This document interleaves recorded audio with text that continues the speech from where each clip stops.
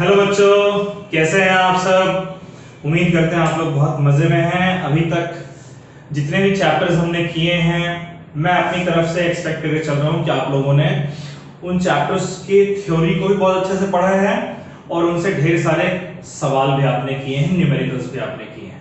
तो बच्चों, हम लोग अब एक नया चैप्टर स्टार्ट करने जा रहे हैं। ये चैप्टर हमारा है इलेक्ट्रोमैग्नेटिक इंडक्शन।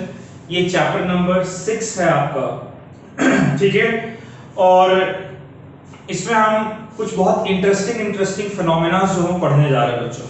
अच्छा, याद करिए जब आपने चैप्टर नंबर 4 में हमने मूविंग चार्जेस एंड मैग्नेटिज्म पढ़ा था, वहां पर सबसे पहले लेक्चर में मैंने आपको ओरस्टेड एक्सपेरिमेंट पढ़ाया था। ओरस्टेड एक्सपेरिमेंट में मैंने आपको बताया था कि ओरस्टेड ने बताया कि अगर आपके पास एक वायर है और उस वायर में अगर आप करंट पास करते हैं, तब वो करंट कैरिंग कंडक्टर अपने आसपास के रीजन में एक मैग्नेटिक फील्ड जनरेट करता है, यानी करंट से मैग्नेटिक फील्ड प्रोड्यूस हो रहे हैं। तो अब एक सवाल उठता है कि क्या मैग्नेटिक फील्ड से हम लोग मैग्नेटिक फील्ड को किसी तरीके से वेरी करके और क्या हम लोग इलेक्ट्रिक करंट प्रोड्यूस कर सकते हैं, यानी जो हमने चैप्टर नंबर 4 में पढ़ा था, क्या उसका ठीक उल्टा हम लोग कर सकते हैं या नहीं। तो देखिए बच्चों, नेचर ने हमें सिमेट्री प्रोवाइड की है, तो आप जानते हैं हर चीज जो सिमेट्रिकल है ना। जैसे दिन है तो रात है, सुख है तो दुख है, ठीक है।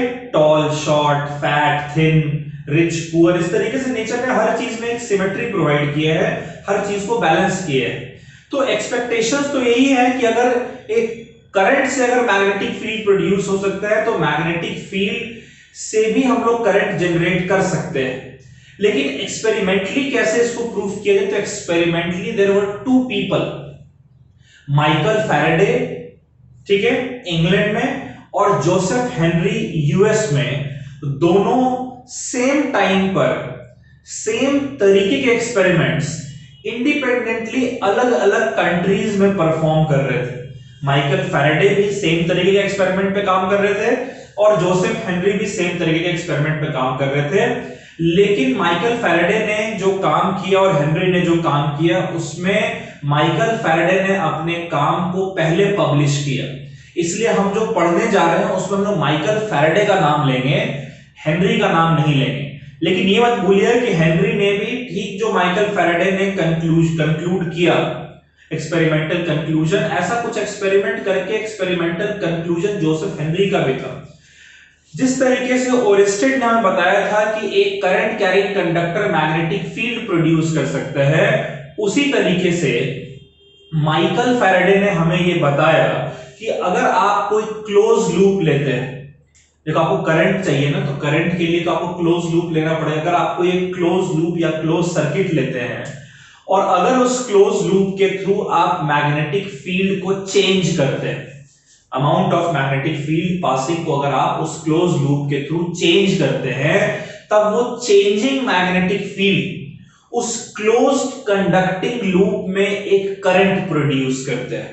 यानी जैसे करंट मैग्नेटिक फील्ड प्रोड्यूस करता है, वैसे मैग्नेटिक फील्ड करंट नहीं प्रोड्यूस कर रहे हैं, बल्कि उस क्लोज लूप के थ्रू मैग्नेटिक फील्ड का जो चेंज है, वो चेंज जो है बच्चों, वो इलेक्ट्रिक करंट उसमें प्रोड्यूस करता है, इंड्यूस करता है, ठीक है। तो इस चैप्टर में हम लोग इसी चीज के बारे में पढ़ने जा रहे हैं। माइकल फैराडे से पूछा गया, जब माइकल फैराडे ने अपने इस पूरे एक्सपेरिमेंट को, अपने काम को जब उन्होंने पब्लिक किया, तो लोगों ने उनसे पूछा, साइंटिस्ट ने उनसे पूछा कि भाई आखिरकार आप जो बता रहे हैं इसका काम क्या है, एप्लीकेशन क्या है, कैसे यूजफुल है ये। तो माइकल फैराडे ने काउंटर क्वेश्चन किया कि what is the use of a new born baby, यानी कि जब एक बच्चा जब पैदा होता है तो हम नहीं कह सकते कि वो बच्चा अपने फ्यूचर में क्या बनने जा रहा है। हो सकता है बहुत बड़ा इंसान बन जाए, हो सकता है एक बहुत छोटा इंसान रहे, हो सकता है कि वो बहुत अच्छे काम करे, हो सकता है कि वो अच्छे काम ना करे। उसी तरीके से मैं जो आपके सामने एक थ्योरी पेश कर रहा हूं, एक्सपेरिमेंट्स जो मैं आपके सामने दिखा रहा हूं, आपको बता रहा हूं, हो सकता है उसका कोई काम ना, फैराडे कहना था, लेकिन हो सकता है कि बड़े काम की चीज हो। तो बाद में जब बहुत सारे एक्सपेरिमेंट्स किए गए, इसको स्टडी किया गया, तब पता चला कि एक्चुअली में ये बहुत काम की चीज है। और काम की चीज इसलिए हम लोग पढ़ भी रहे हैं इसको। जो मॉडर्न डे डेवलपमेंट है तो पूरा मॉडर्न डे डेवलपमेंट जो आप देखते हैं आज के डेट में, आपके घर में एसी है, फ्रिज है और बहुत सारे इलेक्ट्रिकल अप्लायंसेस हैं, तो कहीं ना कहीं उसका कंट्रीब्यूशन जो है इस माइकल फैराडे के इलेक्ट्रोमैग्नेटिक इंडक्शन से आता है। ठीक है बच्चों, तो माइकल फैराडे के एक्सपेरिमेंट्स को हम लोग समझें उससे पहले एक छोटा सा कॉन्सेप्ट है मैग्नेटिक फ्लक्स का, उस कॉन्सेप्ट को आप जरा समझिए, उसके बाद फिर हम लोग माइकल फैराडे के एक्सपेरिमेंट पे बात करेंगे। ठीक है, आज हम लोग माइकल फैराडे ने जो एक्सपेरिमेंट्स किए थे उन एक्सपेरिमेंट्स और उसके रिजल्ट के बारे में बात करेंगे। अगले लेक्चर में हम लोग उसके एक्सप्लेनेशन के बारे में डिस्कस करेंगे, लेकिन आज जो मैं पढ़ाऊंगा वो आप अच्छे से उन एक्सपेरिमेंट्स को पढ़ लीजिएगा, फिर ऐसा क्यों हो रहा है उस एक्सपेरिमेंट के पीछे, कारण क्या है, रीजन क्या है, क्या फिजिक्स लग रहा है, उसको हम लोग अगले लेक्चर में डिस्कस करेंगे। ऑलराइट बच्चों, चलिए तो मैग्नेटिक फ्लक्स क्या होता है इसके बारे में जरा चर्चा करते हैं। कि इलेक्ट्रिक फ्लक्स तो आप लोगों को पता है, आप लोगों ने चैप्टर नंबर 1 में पढ़ा था, electric flux phi E is equals to electric field vector dot area vector, यही था बच्चों। और ये इलेक्ट्रिक फ्लक्स क्या बताता है? इलेक्ट्रिक फ्लक्स हमें बताता है कि किसी भी एक क्रॉस सेक्शन एरिया के थ्रू कितने number of magnetic field lines है, what is the amount of electric field lines, what is the amount of electric field line passing through any cross section area। तो amount of electric field lines, number of electric field lines जो है वो आपको electric flux देता है। उसी तरीके से सपोज करिए कि हमारे पास एक कोई एक क्रॉस सेक्शन है और इस क्रॉस सेक्शन के through certain number of field lines जो है पास कर रहे हैं, इस तरीके से मैग्नेटिक फील्ड लाइंस। ठीक है बच्चों, हमने क्या कंसीडर किया? हमने कंसीडर किया कि हमारे पास एक क्रॉस सेक्शन है जिस क्रॉस सेक्शन के through certain number of magnetic field lines जो पास कर रहे हैं। अब सपोज करिए कि क्रॉस सेक्शन आपका इस तरीके से है, इस बोर्ड के परपेंडिकुलर। सपोज करिए कि इस क्रॉस सेक्शन का जो डायरेक्शन है वो इस डायरेक्शन में है, तो ये क्रॉस सेक्शन इस एरिया का डायरेक्शन इधर है, यानी कि एरिया वेक्टर जो इस डायरेक्शन में बच्चों, और जो मैग्नेटिक फील्ड लाइंस हैं वो आपके इस डायरेक्शन में। तो मैग्नेटिक फील्ड लाइन और एरिया वेक्टर के बीच में ये एंगल बन रहा है थीटा, तो आप मैग्नेटिक फ्लक्स जिसको हम phi b सिंबल से रिप्रेजेंट करते हैं, इसको हम डिफाइन करते हैं as the magnetic field dot area vector. Clear है? Magnetic field dot area vector इस तरीके से हम लोग डिफाइन करते हैं। मान लीजिए कि अगर हम यहां पर एक छोटा सा एरिया वेक्टर ले रहे हैं dA, एक छोटा सा हमने एरिया वेक्टर लिया है dA वेक्टर, तो उस कंडीशन में क्या हो जाएगा बच्चों, जब छोटा सा एरिया वेक्टर है तो उस केस में ये हो जाएगा dB d phi b vector, d phi b is equals to magnetic field vector dot area vector. Clear है? इसकी यूनिट क्या होगी भाई? फ्लक्स की जो यूनिट है SI यूनिट ऑफ फ्लक्स,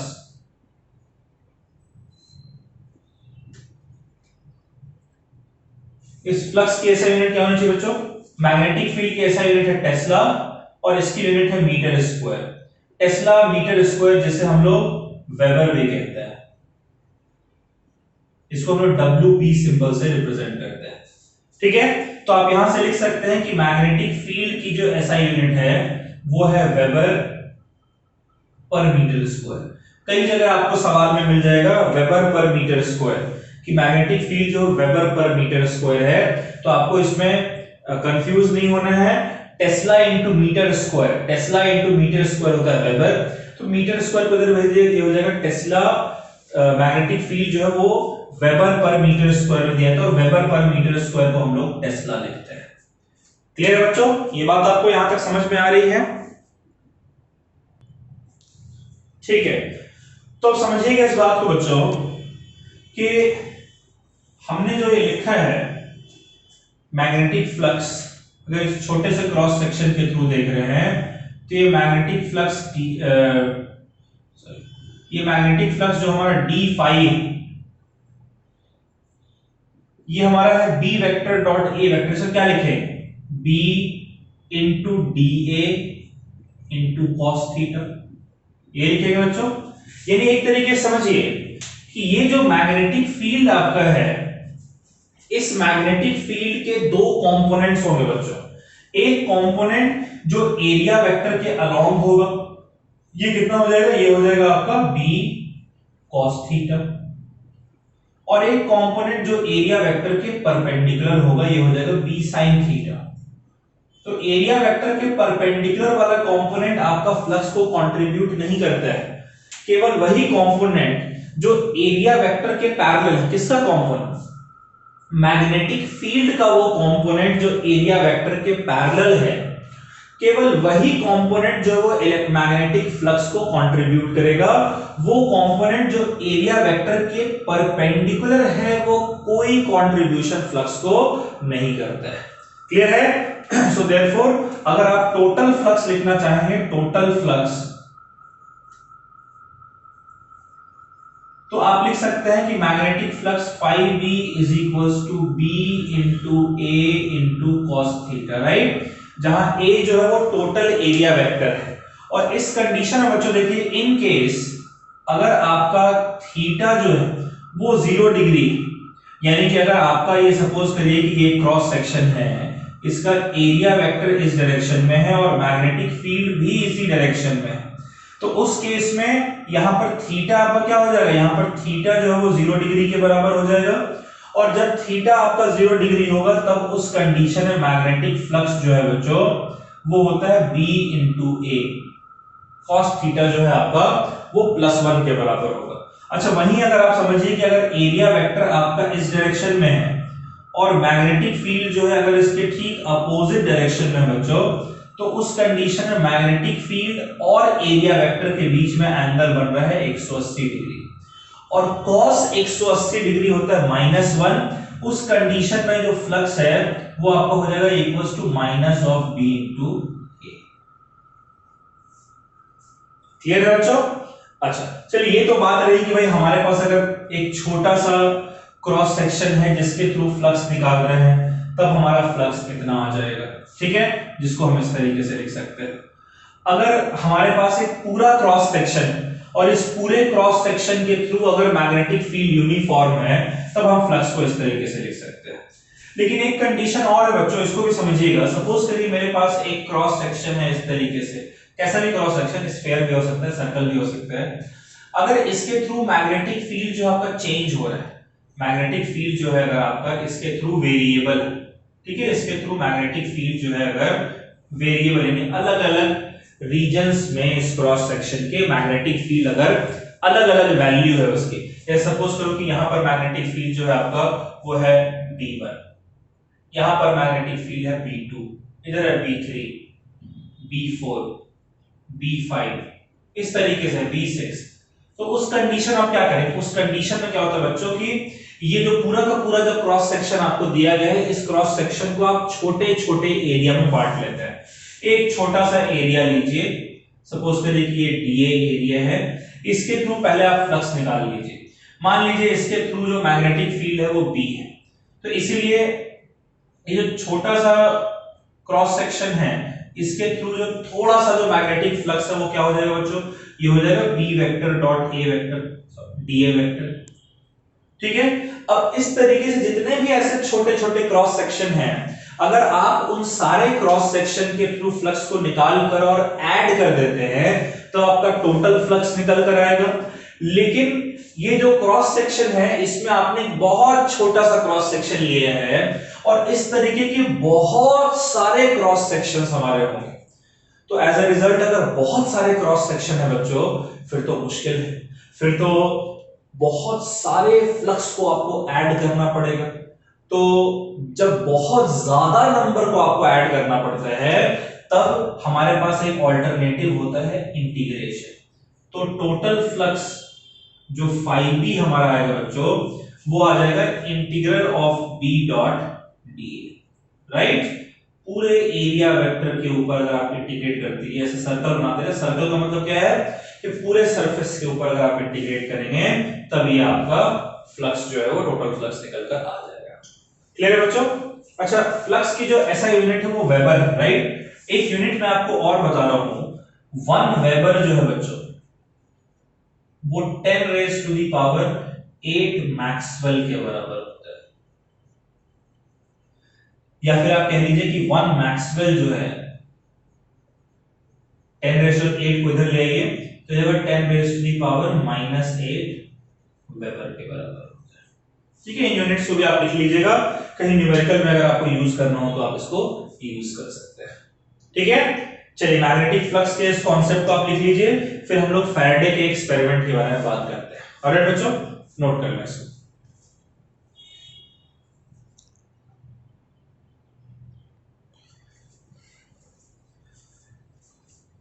चलिए बच्चों, तो ये हम लोग फैराडे ने बहुत सारे, जैसा कि हमने डिस्कस किया था कि फैराडे ने बहुत सारे एक्सपेरिमेंट्स किए थे और उन एक्सपेरिमेंट्स के बेसिस पर उन्होंने शो किया कि जैसे ओरेस्टेड बता रहे हैं कि करंट पास करने पर मैग्नेटिक फील्ड प्रोड्यूस होती है, वैसे ही मैग्नेटिक फील्ड को चेंज करने पर करंट भी आपकी इंड्यूस होती है सर्किट में। तो उसके लिए फैराडे ने बहुत सारे एक्सपेरिमेंट्स किए थे। उन एक्सपेरिमेंट्स में से 3 एक्सपेरिमेंट्स हम लोग पढ़ने जा रहे हैं। तो ये हमारा एक्सपेरिमेंट नंबर 1 है। ये हमारा कौन सा एक्सपेरिमेंट बच्चों? Experiment number 1। क्या है इस एक्सपेरिमेंट में, जरा समझिएगा। इस एक्सपेरिमेंट के सेटअप पर अभी फोकस करते हैं। क्या लिखा हुआ है ये आपके लिखने के लिए मैंने लिख दिया है, लेकिन पहले आप समझिए, समझना इंपॉर्टेंट है। आप समझ जाएंगे तो आप चाहे तो खुद से भी लिख सकते हैं। देखिए, इस सेटअप में, पहले एक्सपेरिमेंट के सेटअप में हमारे पास एक कंडक्टिंग कॉइल है C1। ठीक है, इस कॉइल का नाम हमने क्या दिया? C1। और इस कॉइल को हमने कनेक्ट कर रखा है गैल्वेनोमीटर से। राइट, हमारे पास एक कंडक्टिंग कॉइल है C1 और इस कंडक्टिंग कॉइल को हमने एक गैल्वेनोमीटर से कनेक्ट कर रखा है और इस कॉइल के पास हमने एक बार मैग्नेट प्लेस कर रखा है। बच्चों, हम लोग जानते हैं कि गैल्वेनोमीटर, ये चैप्टर नंबर 4 के लास्ट टॉपिक में हम पढ़ चुके हैं कि गैल्वेनोमीटर एक ऐसा सेंसिटिव डिवाइस होता है जिसका काम होता है सर्किट में करंट के प्रेजेंस को डिटेक्ट करना, करंट के अमाउंट को मेजर करना नहीं, उसके लिए हम इसे एमीटर में कन्वर्ट करें, लेकिन करंट के प्रेजेंस को डिटेक्ट करने के लिए जो डिवाइस हमारा आता है उस डिवाइस को हम गैल्वेनोमीटर कहते हैं। यानी कभी भी अगर इस सर्किट में, इस C1 कॉइल में अगर करंट फ्लो करता है तो ये गैल्वेनोमीटर जो है वो डिफ्लेक्ट कर जाएगा। गैल्वेनोमीटर का जो डिफ्लेक्शन है वो इस कॉइल में करंट के प्रेजेंस को इंडिकेट करेगा। ठीक है, तो एक्सपेरिमेंट में क्या किया फैराडे ने कि उन्होंने पहले north pole of bar magnet और कॉइल के टुवर्ड्स मूव किया। जब उन्होंने north pole of bar magnet और कॉइल के टुवर्ड्स मूव किया तब ये गैल्वेनोमीटर जो है वो डिफ्लेक्ट होता है। यानी कि north pole of bar magnet को जब कॉइल के तरफ मूव किया गया तब इसमें करंट फ्लो कर रहा था, इसलिए गैल्वेनोमीटर जो है वो डिफ्लेक्ट करता है। उसके बाद उन्होंने north pole of bar magnet को कॉइल से अवे मूव किया। अवे मूव करने पर फिर से गैल्वेनोमीटर में एक डिफ्लेक्शन देखने को मिलता है, लेकिन ये जो डिफ्लेक्शन है, ये जो डिफ्लेक्शन इस बार देखने को मिला जब हम कॉइल से अवे मूव कर रहे हैं नॉर्थ पोल को, तब जो डिफ्लेक्शन है वो कॉइल के टुवर्ड्स मूव करने वाले केस के ऑपोजिट डायरेक्शन में मिलता है। यानी नॉर्थ पोल को अगर आप टुवर्ड्स मूव कर रहे हैं तब अगर डिफ्लेक्शन एंटी क्लॉकवाइज डायरेक्शन में है तो नॉर्थ पोल को अवे मूव करने पर डिफ्लेक्शन जो वो क्लॉकवाइज डायरेक्शन में देखने को मिला। यही मैंने लिखा है कि जब नॉर्थ पोल को हम टुवर्ड्स कॉइल C1 मूव करते हैं, जब हम नॉर्थ पोल को कॉइल C1 के टुवर्ड्स मूव करते तब गैल्वेनोमीटर जो है डिफ्लेक्शन शो करता है। ये डिफ्लेक्शन क्या इंडिकेट कर रहा है कि करंट जो है इस सर्किट में फ्लो कर रहा है। राइट, अच्छा, फिर है कि जब आप नॉर्थ पोल को away from coil C1 move करते हैं तो गैल्वेनोमीटर फिर से डिफ्लेक्शन शो करता है, but in the opposite direction. यानी नॉर्थ पोल को टुवर्ड्स मूव करने पर अगर डिफ्लेक्शन क्लॉकवाइज डायरेक्शन में है तो नॉर्थ पोल से को अवे मूव करने पर डिफ्लेक्शन एंटी क्लॉकवाइज डायरेक्शन में। ठीक है, बात समझ रहे हैं? यानी नॉर्थ पोल को, यहां पर देखिए मैं दिखा रहा हूं, नॉर्थ पोल को जब आप टुवर्ड्स मूव कर रहे हैं तब जो डिफ्लेक्शन है बच्चों, अगर वो एंटी क्लॉकवाइज डायरेक्शन में है तो इसी नॉर्थ पोल को जब आप अवे मूव करते हैं तब डिफ्लेक्शन जो वो क्लॉकवाइज डायरेक्शन में आता है। क्लियर है? इसके बाद क्या किया फैराडे ने कि उन्होंने बार मैग्नेट के नॉर्थ पोल और साउथ पोल को पलट दिया। यानी अब साउथ पोल को इधर रखा और नॉर्थ पोल को इधर रखा, और फिर अब जैसे नॉर्थ पोल को पहले टुवर्ड्स और अवे मूव कर रहे थे, अब साउथ पोल को पहले टुवर्ड्स मूव किए। ठीक है, साउथ पोल को पहले टुवर्ड्स मूव किए उसके बाद फिर साउथ पोल को अवे मूव किए। तो नॉर्थ पोल को टुवर्ड्स और अवे मूव करने पर डिफ्लेक्शन जिस डायरेक्शन में मिल रहा था, साउथ पोल को टुवर्ड्स और अवे मूव करने पर डिफ्लेक्शन सेम तरीके के डिफ्लेक्शन के लिए एग्जैक्टली ऑपोजिट डायरेक्शन में, सेम तरीके के मूवमेंट के लिए डिफ्लेक्शन ऑपोजिट डायरेक्शन में देखने को मिला। यानी नॉर्थ पोल को जब टुवर्ड्स मूव कर तब डिफ्लेक्शन एंटी क्लॉकवाइज था, तो साउथ पोल को टुवर्ड्स मूव करने पर डिफ्लेक्शन जो है क्लॉकवाइज डायरेक्शन में होगा। नॉर्थ पोल को अवे मूव करने पर डिफ्लेक्शन क्लॉकवाइज में है, तो साउथ पोल को अवे मूव करने पर डिफ्लेक्शन एंटी क्लॉकवाइज डायरेक्शन में है। जैसा डिफ्लेक्शन नॉर्थ पोल के लिए जिस तरीके के मूवमेंट के लिए देखने को मिला, साउथ पोल के उसी सिमिलर मूवमेंट के लिए डिफ्लेक्शन अपोजिट डायरेक्शन में देखने को मिला। ये डिफ्लेक्शन करंट के प्रेजेंस को इंडिकेट कर रहा है। ये मैंने लिखा कि for similar movement of south pole deflection in galvanometer is opposite to that of the north pole movement. North pole के मूवमेंट पर डिफ्लेक्शन जिस डायरेक्शन में देखने को मिल रहा है, साउथ पोल के सिमिलर मूवमेंट के लिए डिफ्लेक्शन जो है वो ठीक ऑपोजिट डायरेक्शन में है। फिर फैराडे ने क्या किया, फिर फैराडे ने ना अब मैग्नेट को स्टेशनरी रखा, कांस्टेंट रखा और कॉइल को टुवर्ड्स और अवे मूव किया।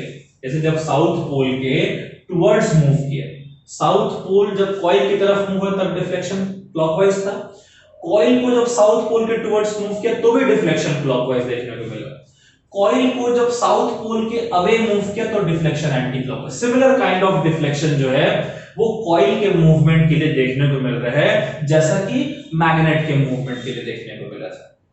तो आप समझिए कि ये डिफ्लेक्शन जो है इस गैल्वेनोमीटर में तब तक देखने को मिल रहा है जब तक कॉइल या तो मैग्नेट के रेस्पेक्ट में मूव कर रहा है या फिर मैग्नेट जो वो कॉइल के रेस्पेक्ट में मूव कर रहा है। या तो कॉइल मूव करे मैग्नेट के रेस्पेक्ट में या फिर मैग्नेट मूव करे कॉइल के रेस्पेक्ट में।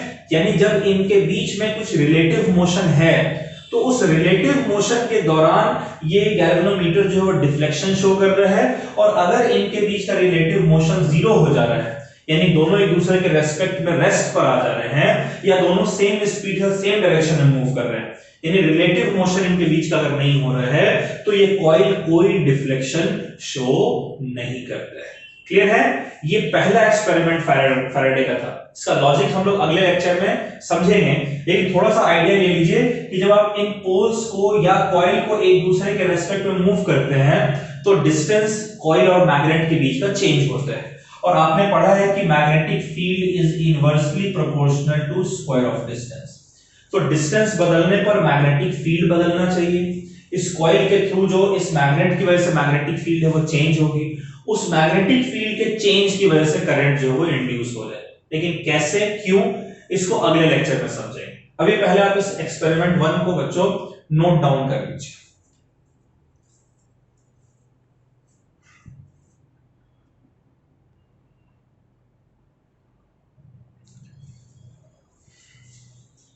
चलिए बच्चों अब एक्सपेरिमेंट 2 देखते हैं माइकल फैराडे का।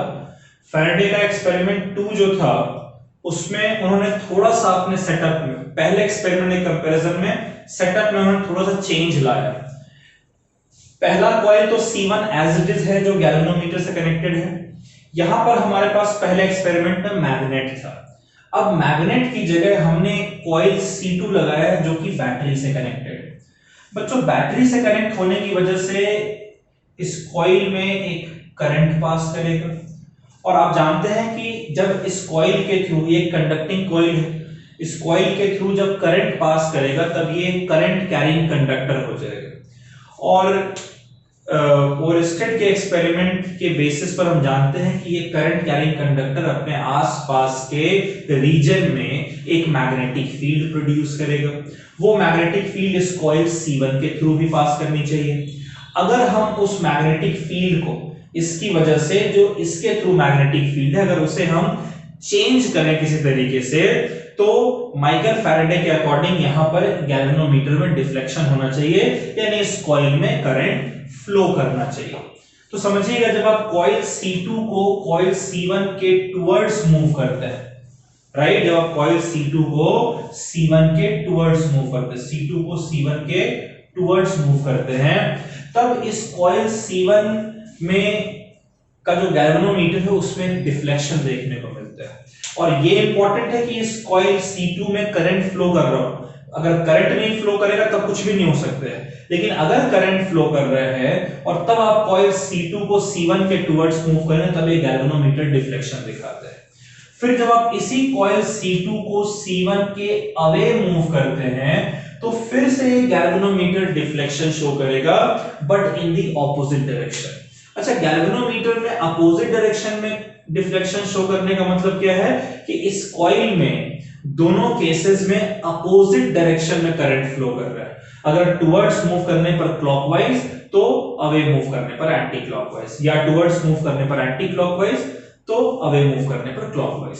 मान लीजिए जब इस कॉइल C2 को हम C1 के टुवर्ड्स भेजते हैं तब अगर डिफ्लेक्शन जो वो एंटी क्लॉकवाइज है तो C2 कॉइल को C1 के टुवर्ड्स अवे लेकर आने पर डिफ्लेक्शन जो है वो एंटी क्लॉकवाइज डायरेक्शन में देखने को मिलता है।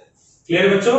जब हम कॉइल C2 को C1 के टुवर्ड्स मूव करेंगे तब इसमें डिफ्लेक्शन हो रहा है। मान लीजिए वो डिफ्लेक्शन जो है clockwise direction, anti clockwise direction में, यानी करंट एंटी क्लॉकवाइज डायरेक्शन में फ्लो कर रहा है। तब जब आप इस C2 कॉइल को C1 कॉइल से अवे लेकर आएंगे, C2 कॉइल को C1 कॉइल से अवे लेकर आएंगे तो उस केस में जो डिफ्लेक्शन है वो एंटी क्लॉकवाइज डायरेक्शन में देखने को मिलेगा। क्लियर है? अच्छा, उसी तरीके से मान लीजिए कि आप कॉइल C2, यहां पर मैंने लिखा है कि जब आप कॉइल C2 को C1 के टुवर्ड्स मूव करें तब गैल्वेनोमीटर कुछ डिफ्लेक्शन शो करता है। जब आप कॉइल C2 को अवे मूव करेंगे C1 से तो फिर से गैल्वेनोमीटर डिफ्लेक्शन शो करेगा, बट इन अपोजिट डायरेक्शन। ठीक है? तो एक में एंटी क्लॉकवाइज, एक में क्लॉकवाइज। क्लियर है? उसके बाद अब आप कॉइल C2 को रेस्ट पर छोड़ दीजिए और कॉइल C1 को इसके टुवर्ड्स मूव करिए। ठीक है? और फिर कॉइल C1 को इसके अवे मूव करिए। तो जिस तरीके का डिफ्लेक्शन आपको C2 के मूवमेंट की वजह से C1 की तरफ मिला था, उस तरीके का डिफ्लेक्शन आपको C1 की वजह से जब C2 की तरफ उसको मूव करेगा तब मिलेगा, लेकिन इन दी ऑपोजिट डायरेक्शन। यानी जब आप C1 कॉइल को C2 कॉइल के टुवर्ड्स मूव करेंगे, ठीक है, तब डिफ्लेक्शन आपका एंटी क्लॉकवाइज डायरेक्शन में देखने को मिलेगा। यहां पर जब C2 के टुवर्ड्स मूव कर रहे थे, ठीक है, C2 को C1 के टुवर्ड्स मूव, इधर है ना C1, तो टुवर्ड्स मूव है तब डिफ्लेक्शन एंटी क्लॉकवाइज, और C1 को C2 के टुवर्ड्स मूव करें तब डिफ्लेक्शन क्लॉकवाइज। और जब आप C1 को C2 से अवे मूव करेंगे, अवे, तब डिफ्लेक्शन जो है वो एंटी क्लॉकवाइज डायरेक्शन में मिलेगा। राइट? तो similar movement of coil C1 के लिए डिफ्लेक्शन जो गैल्वेनोमीटर में वो है opposite to that of coil C2 movement. C2 coil के मूवमेंट में डिफ्लेक्शन जिस तरीके से देखने को मिला था, C1 कॉइल के मूवमेंट में डिफ्लेक्शन ठीक उसका अपोजिट मिलेगा। अगर C2 को C1 की तरफ मूव कर रहे थे और डिफ्लेक्शन एंटी क्लॉकवाइज है, तो C1 को C2 की तरफ मूव करने पर डिफ्लेक्शन जो है वो क्लॉकवाइज हो जाएगा। क्लियर है बच्चों? अच्छा, नोटिस करने वाली बात है कि C1 C2 को जब तक हम एक दूसरे के रेस्पेक्ट में मूव करते रहेंगे तब तक तो इनके बीच में डिफ्लेक्शन होगा, लेकिन जब हम इनके बीच का रिलेटिव मोशन को रोक देंगे तब इनके बीच का यहाँ पर डिफ्लेक्शन जो आपका वो जीरो हो जाएगा, इसमें कोई करंट फ्लो नहीं करेगा। तो when both coils are stationary with respect to each other, एक दूसरे के रेस्पेक्ट में का रिलेटिव मोशन अगर नहीं है, then there is no deflection, कोई डिफ्लेक्शन नहीं होगा। डिफ्लेक्शन तभी होगा गैल्वेनोमीटर में when there is relative motion between two coil. पहले दो केस में हमने देखा कि भैया रिलेटिव मोशन होना इंपॉर्टेंट है, तभी जाकर इसमें एक करंट फ्लो करता है और यहां पर डिफ्लेक्शन होता है। राइट? अब हम लोग तीसरा केस पढ़ेंगे। तीसरे केस में थोड़ा सा अलग कंक्लूजन फैराडे का था। पहले आप इसको नोट कर ले बच्चों।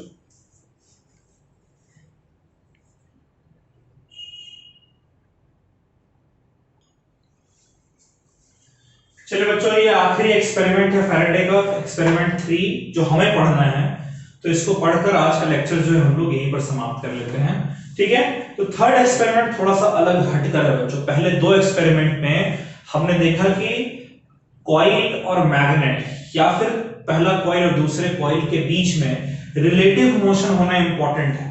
रिलेटिव मोशन होगा तभी करंट फ्लो करे, इसमें गैल्वेनोमीटर जो है डिफ्लेक्ट करेगा, यानी इसमें करंट जो है प्रोड्यूस होगा। अगर रिलेटिव मोशन नहीं है तो कोई करंट प्रोड्यूस नहीं हो रहा है। लेकिन यहां पर थोड़ा सा अलग है केस, यहां पर बिना रिलेटिव मोशन के भी फैराडे ने देखा कि डिफ्लेक्शन जो है गैल्वेनोमीटर में प्रोड्यूस हो रहा है।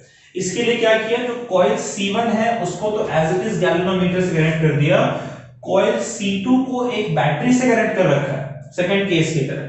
लेकिन डिफरेंस क्या है कि यहां पर एक टैपिंग की K लगा दी है, जहां टैपिंग की के दो एंड्स हैं A और B, और ये दोनों अभी फिलहाल अलग हैं। जब ये दोनों अलग होंगे बच्चों तो ये सर्किट आपका इनकम्प्लीट रहेगा, ब्रेक रहेगा, कोई करंट फ्लो नहीं करेगा। जब इसके थ्रू कोई करंट नहीं है तो इसकी वजह से कोई मैग्नेटिक फील्ड नहीं है, तो इसके थ्रू भी कोई मैग्नेटिक फील्ड पास नहीं हो रही है। अभी फिलहाल इसके थ्रू मैग्नेटिक फील्ड पासिंग जो है वो जीरो है। जैसे ही आप इस की को प्रेस करेंगे और ए और बी पॉइंट को एक दूसरे से जोड़ देंगे, सर्किट आपका कंप्लीट हो जाएगा, करंट फ्लो करना शुरू करेगा। अच्छा बच्चों, करंट जो ऐसा तो नहीं कि करंट जो है वो फ्लो करना शुरू किया और इसमें पूरा करंट आ गया, करंट ग्रो करेगा पूरे सर्किट में, राइट। तो जब करंट आपका इंक्रीज होगा, आप जानते हैं करंट मैग्नेटिक फील्ड के डायरेक्टली प्रोपोर्शनल। मान लीजिए इसमें अगर इस कॉइल में अगर 10 टर्न है तो क्या होगा, पहले सिर्फ एक टर्न में करंट फ्लो करेगा, फिर पहले 2 टर्न में, फिर पहले 3 टर्न में, फिर पहले 4 टर्न में, फिर पहले 5 टर्न में, ऐसे करते करते 10 टर्न तक करंट पहुंचेगा। अच्छा बच्चों, अगर एक टर्न की वजह से कुछ मैग्नेटिक फील्ड यहां पर प्रोड्यूस हो रही है, जब सिर्फ एक टर्न में करंट है, तो 2 टर्न में जब करंट आपका हो जाएगा तो यहां पर मैग्नेटिक फील्ड बढ़ जानी चाहिए। 3 टर्न में जब करंट हो जाएगा तो यहां मैग्नेटिक फील्ड और बढ़ जानी चाहिए। ऐसे करते करते जब नंबर ऑफ टर्न्स में करंट बढ़ता चला जा रहा है, पहले 3 टर्न, फिर 4, फिर 5, फिर 6, ऐसे करते करते, तो इसके थ्रू मैग्नेटिक फील्ड जो हमारी है वो इंक्रीज होनी चाहिए। कब तक इंक्रीज होगी, जब तक इसके सारे टर्न्स में करंट जो है फ्लो ना कर जाए, तब तक तो करंट यहाँ इंक्रीज हो रहा है नंबर ऑफ टर्न्स में, यहाँ पर मैग्नेटिक फील्ड इंक्रीज होगी, यानी मैग्नेटिक फील्ड चेंज हो रही है। तो जब तक करंट सारे टर्न्स में ना पहुंच जाए तब तक ये कॉइल डिफ्लेक्ट होता है, और एक बार जब सारे टर्न्स में करंट पहुंच गया फिर तो करंट ओवरऑल इस सर्किट में फिक्स हो गया है, उसकी वजह से इसके थ्रू मैग्नेटिक फील्ड फिक्स हो गई। तो फिर अब कुछ मैग्नेटिक फील्ड चेंज हो नहीं रही, इसलिए डिफ्लेक्शन वापस से जीरो पर आ जाता है। जब आप टैपिंग की को प्रेस करते हैं तो गैल्वेनोमीटर एक मोमेंटरी डिफ्लेक्शन शो करता है, यानी कि एक मोमेंट के लिए, एक पल के लिए डिफ्लेक्शन शो करता है, उसके बाद डिफ्लेक्शन जीरो हो जाता है। आप बोलेंगे सर एक पल के लिए कैसे करते हैं, तो भाई जो 10 टर्न है इसमें करंट को कोई करंट नहीं है, वहां से सारे टर्न्स में करंट को पहुंचने में टैपिंग की को प्रेस करने के बाद कितना टाइम लगेगा, बहुत कम टाइम लगेगा। तो उतने ही कम टाइम के लिए इसमें करंट बढ़ रहा है, तो इसके थ्रू मैग्नेटिक फील्ड इंक्रीज होगी, इसलिए डिफ्लेक्शन होगा। जैसे ही सारे टर्न्स में करंट आ गया, मैग्नेटिक फील्ड कांस्टेंट हो जाएगी, डिफ्लेक्शन जीरो हो जाएगा, एक मोमेंट तक टेक होता है। उसके बाद आप टैपिंग की को प्रेस किए रखो, जितनी देर करना है करो, इसमें करंट फिक्स है, इसके थ्रू मैग्नेटिक फील्ड फिक्स है, इसलिए डिफ्लेक्शन जीरो ही रहेगा। फिर अब आप अपने फिंगर को हटा दो तो ये टैपिंग की जो है दोनों फिर से अलग हो जाएंगे, ए और बी, सर्किट फिर से टूट जाएगा। सर्किट टूटेगा तो अब जो 10 टर्न्स में करंट फ्लो कर रहे थे उसमें करंट अब वापस आना शुरू होगा। 10 टर्न से 9 टर्न, 9 टर्न से सिर्फ 8 टर्न में करंट रह जाएगा, फिर सिर्फ 7 टर्न में करंट रह जाएगा, फिर सिर्फ 6 टर्न में रह जाएगा। इस तरीके से करंट कम होगा।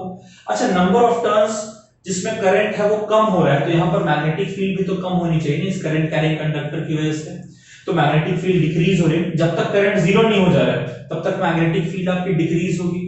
अच्छा, मैग्नेटिक फील्ड जब डिक्रीज होगी यानी मैग्नेटिक फील्ड चेंज हो रही है, तो फिर से ये एक मोमेंट के लिए डिफ्लेक्शन शो करेगा। कब तक डिफ्लेक्शन शो करेगा, जब तक सारे टर्न से करंट जो है वो जीरो ना हो जाए। एक बार जब सारे टर्न में करंट जीरो हो जाएगा तो फिर से ये वापस से अपने ओरिजिनल पोजीशन पर आ जाएगा, राइट। तो यानी कि हम कोई रिलेटिव मोशन नहीं कर रहे हैं, बल्कि यहां पर सिर्फ इसकी वजह से यहां पर मैग्नेटिक फील्ड को चेंज कर रहा है। तो यहां से फैराडे समझ जाए कि अच्छा ठीक है, मैग्नेटिक फील्ड को चेंज करना इंपॉर्टेंट है, रिलेटिव मोशन हो या ना हो इससे ज्यादा फर्क नहीं पड़ता है, राइट। तो फिर कह रहे हैं व्हेन टैपिंग की इज रिलीज, जब हम इसको छोड़ेंगे ए और बी अलग होगा, तो कह रहा है गैल्वेनोमीटर अगेन शोज अ मोमेंटरी डिफ्लेक्शन, एक मोमेंट के लिए डिफ्लेक्शन शो करता है और फिर जीरो पहुंच जाता है। अच्छा, दोनों केस में बच्चों डिफ्लेक्शन जो अपोजिट डायरेक्शन में, एक केस में मैग्नेटिक फील्ड के इंक्रीज होने की वजह से डिफ्लेक्शन है, एक केस में डिक्रीज होने की वजह से डिफ्लेक्शन। तो दोनों केस में डिफ्लेक्शन जो है वो ऑपोजिट डायरेक्शन में होगा। In this case there is no relative motion, कोई रिलेटिव मोशन नहीं है, फिर भी डिफ्लेक्शन गैल्वेनोमीटर में है। तो यहां से फैराडे ने क्या कंक्लूड किया कि इट इज इंपॉर्टेंट